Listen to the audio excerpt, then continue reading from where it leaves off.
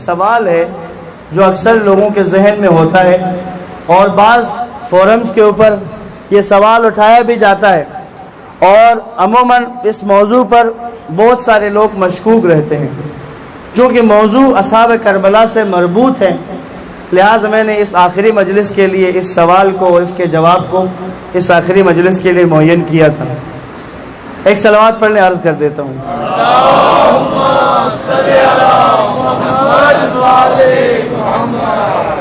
ایک اعتراض کیا جاتا ہے کہ امام حسین کو کوفہ کے شیعوں نے مارا ہے، کوفہ کے شیعوں نے مارا ہے۔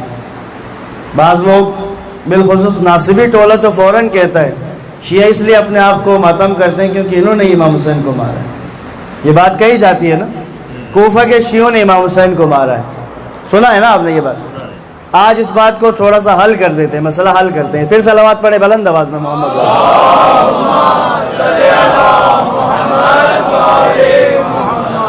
دو چیزوں کو، دو باتوں کو سمجھ لیں۔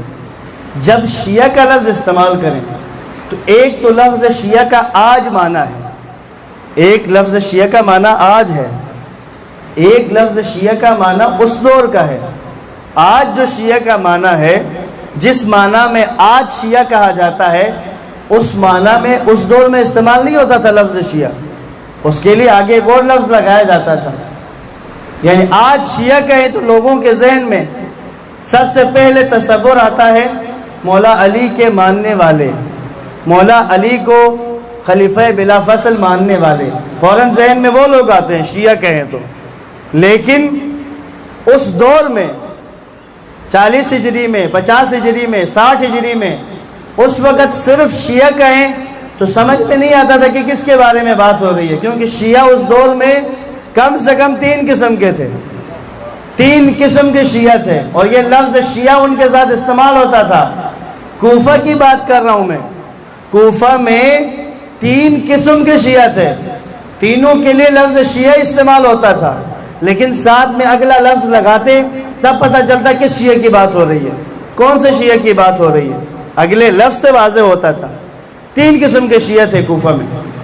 ایک شیعہ جن کو آج بھی شیعہ کہا جاتا ہے، محبان اہل بیت، جن کو شیعیان اہل بیت کہتے تھے، اہل بیت کے شیعہ۔ ایک اور شیعہ تھے جن کو عثمانی شیعہ کہا جاتا تھا، عثمانی شیعہ۔ اور ایک تیسری قسم تھی جن کو بنو امیہ کا شیعہ کہتے تھے، شیعیان بنو امیہ، عثمانی شیعہ، اہل بیت کے شیعہ۔ 3 قسم کے تھے کوفہ میں۔ عثمانی شیعہ سے کیا مراد، بنو امیہ شیعہ سے کیا مراد، اور میرے پاس دلیلیں میں اب عرض کر رہا ہوں، بغیر دلیل کے بات نہیں کر رہا۔ شیعیان اہل بیت سے مراد کوفہ میں وہ لوگ، کوفہ کی آبادی میں سے وہ طبقہ جو مولا علی کی امامت کا، مولا علی کے بعد امام حسن کی، پھر امام حسین کی امامت کا جو قائل ہے، عقیدہ جن کا ہے، وہ شیعیان اہل بیت کہلاتے تھے۔ عثمانی شیعہ کون سے کہلاتے تھے کہ جو حضرت ابوبکر کو، حضرت عمر کو، حضرت عثمان کو، پھر مولا علی کو، جو خلافت اہل سنت کے ہاں جس کو خلافت راشدہ کہا جاتا ہے، جو خلافت راشدہ کو مانتے تھے، ان کو عثمانی شیعہ کہا جاتا تھا۔ اور بنو امیہ کے شیعہ کون تھے کہ جو امیر شام اور اس کے اس ملعون بیٹے یزید کے ماننے والے تھے، کوفہ میں موجود تھے۔ یہ تھی 3 کیٹیگریز۔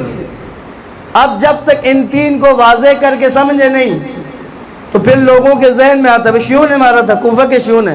اگر کہیں کوفہ کے شیعہ نے مارا تھا تو وضاحت کرو، کوفہ میں 3 قسم کے شیعہ تھے، کون سے شیعوں نے مارا امام حسین کو؟ شیعان اہل بیت نے مارا، عثمانی شیعوں نے مارا، یا بنو امیہ کے شیعوں نے مارا؟ کس نے مارا تب واضح ہو کر سامنے آئے گا۔ جب تک ان 3 قسموں کو نہیں پہچانیں گے تب تک اشتباہ رہے گا۔ صلوات پڑھے محمد و آل محمد۔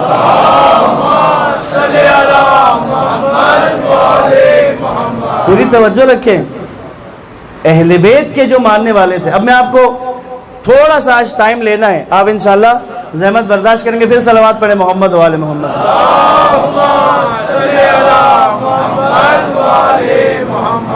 امام حسین کو جو خط لکھے گئے ہیں، کوفہ سے جو خط آئے ہیں نا، وہ خط بھی 3 قسم کے ہیں۔ کچھ خط تو وہ تھے جو امام کے جو شیعان اہل بیت نے لکھے ہیں، کچھ خط وہ تھے جو عثمانی شیعوں نے لکھے ہیں، اور کچھ خط وہ تھے جو بنو امیہ کے شیعوں نے لکھے ہیں۔ امام حسین کو خط لکھے ہیں۔ شبس ابن ربیع کیا یہ اہل بیت کا شیعہ ہے؟ یہ بنو امیہ کا شیعہ تھا۔ محمد ابن اشعث بنو امیہ کا وفادار، انہوں نے بھی خط لکھا امام حسین کو، متن الگ الگ ہے۔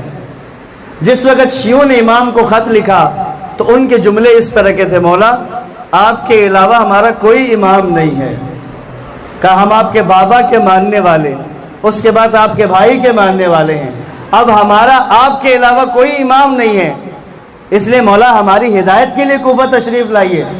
ایک یہ تھا متن خط کا، اور بعد میں آنے والے خطوں کا متن کیا تھا؟ فصلیں پک کے تیار ہو چکی ہیں، درختوں پہ پھل آ چکے ہیں، کھجور پک چکے ہیں، ہر طرف ہریالی چھا گئی ہے، آپ جلدی جلدی کوفہ تشریف لائیے۔ کہاں ہدایت کے لیے طلب کرنے والے اور کہاں مارکیٹ کی سچویشن بتا کر بلانے والے، فرق ہے، ان خطوں میں فرق ہے، متوجہ رہیں۔ ہمارے کم سے کم عزاداروں کو تو کلیئر ہو یہ موضوع۔ اصحاب کربلا میں سے سب سے بڑی تعداد کہاں سے؟ کوفہ سے۔ حبیب ابن مظاہر کہاں سے ہیں؟ مسلم ابن وسجہ کہاں سے ہیں؟ زہیر ابن قین کہاں سے ہیں؟ نافع ابن ہلال کہاں سے ہیں؟ بریر حمدانی کہاں سے ہیں؟ عابس ابن ابی شبیب شاکری کہاں سے ہیں؟ 40 سے زیادہ ہیں جو کوفہ کے ہیں۔ 72 ہے تو 40 کوفہ سے آئے ہیں، 170 ہے تو 100 کوفہ سے آئے ہیں۔ یاد رکھیے گا، منیمم تعداد 72 ہے نا شہدائے کربلا کی، 72 میں سے 40 کوفہ سے آئے ہیں۔ اور ایک بڑی تعداد وہ تھی کہ جن کو ابن زیاد نے گرفتار کر لیا تھا۔ اب ایک اور جملہ کو مزید واضح ہو جائے بات۔ جب امام کی شہادت ہو گئی اور ان کی حکومت کی ریٹ بھی ختم ہو گئی، شیعوں کو پشیمانی تھی کہ ہم قید میں تھے، کسی بھی وجہ سے امام کے پاس نہیں جا سکے۔ توابین کے نام سے 5000 شیعان اہل بیت نے جنگ کی ہے ابن زیاد کے ساتھ، 5000۔ اگر تو شیعہ ہوتے کوفہ والے سارے تو پھر توابین میں تو 1 لاکھ لوگوں کو ہونا چاہیے تھا، باقی لوگ تو تھے کوفہ میں۔ یہ 5000 کیوں نکل کے آئے؟ کیونکہ ان میں اکثریت وہ تھے کہ جو قید میں تھے ابن زیاد کی، جو امام تک پہنچ نہیں سکے تھے، لیکن انہوں نے کہا ہم کربلا تک نہیں پہنچ سکے قید کی وجہ سے، لیکن اب ہم آزاد ہیں، ہم قاتلان حسین کو نہیں چھوڑیں گے۔ اور اس نے جنگ کی آ کر، امیر مختار قید میں تھے ابن زیاد کے، اور جب آزاد ہوئے، جب موقع ملا تو کیا کر دیا شیعان اہل بیت نے کوفہ کے اندر؟ قاتلان حسین ابن علی کے سروں کو جدا کیا ان کے تنوں سے، اور قاتلان حسین ابن علی کو چن چن کے سزائیں دیے شیعان اہل بیت نے۔ بس یاد رکھیں، کوفہ میں 3 قسم کے شیعہ تھے۔ شیعان اہل بیت سمجھ آ گئی؟ اب 2 دلیلیں آپ کے سامنے پیش کر کے بات تمام کرنے لگا ہوں۔ یزید نے ابن زیاد کو خط لکھا۔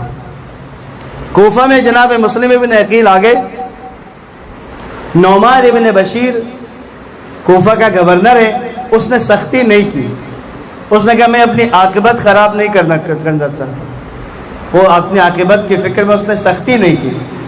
تو ادھر کوفہ سے کچھ لوگوں نے یزید کو خط لکھا کہ اپنے کوفے کا گورنر بدلو ورنہ کوفہ تمہارے ہاتھ سے جانے والا ہے، کوفے کا گورنر بدلو کیونکہ کوفہ تمہارے ہاتھ سے جانے والا ہے۔ یزید کو خط لکھا کوفہ سے۔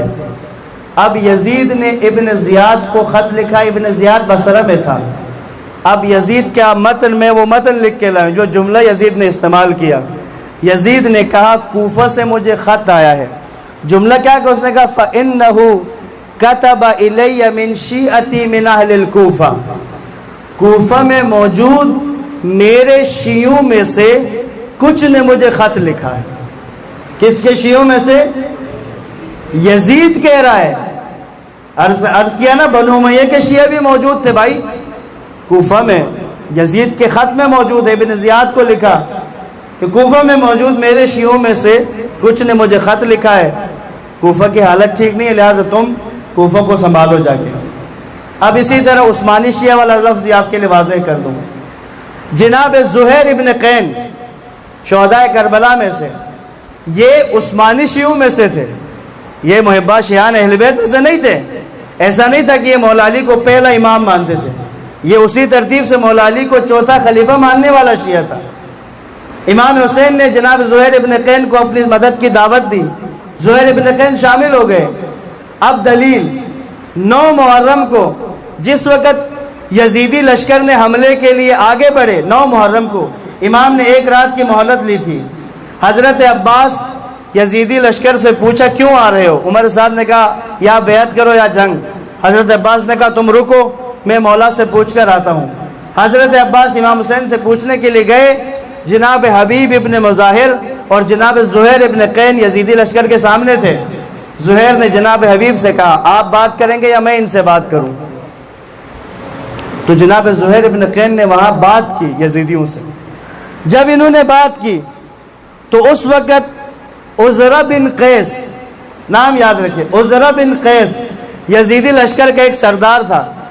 عزرہ بن قیس نے جب زہیر کو دیکھا کہ زہیر بات کر رہا ہے، اس نے اونچی آواز میں کہا اے زہیر، تم تو عثمانی شیعہ تھے، تم تو اس خاندان کے شیعہ نہیں تھے. تو زہیر بن قین نے وہاں پر کہا حسین ابن علی سے ملاقات کے بعد میں اب اسی خاندان کا شیعہ ہوں. تو حسین ابن علی سے ملاقات کے بعد بات واضح ہو رہی ہے عزادارو.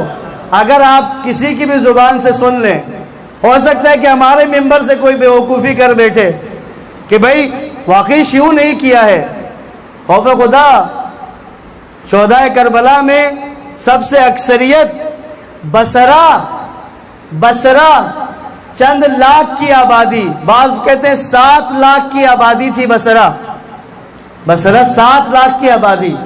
کتنے لوگ امام حسین کے پاس آئے ہیں؟ 7 لوگ. کوفہ 2 سے 3 لاکھ کی آبادی، 40 لوگ یہاں سے آئے ہیں.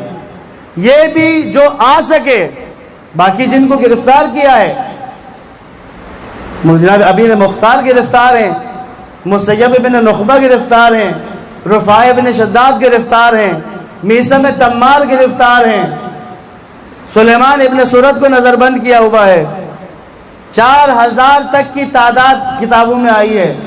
4000 تک شیعوں کو ابن زیاد نے قید کیا ہوا تھا. کرفیو تھا. جو نکل کے پہنچ سکا امام حسین تک پہنچ گیا.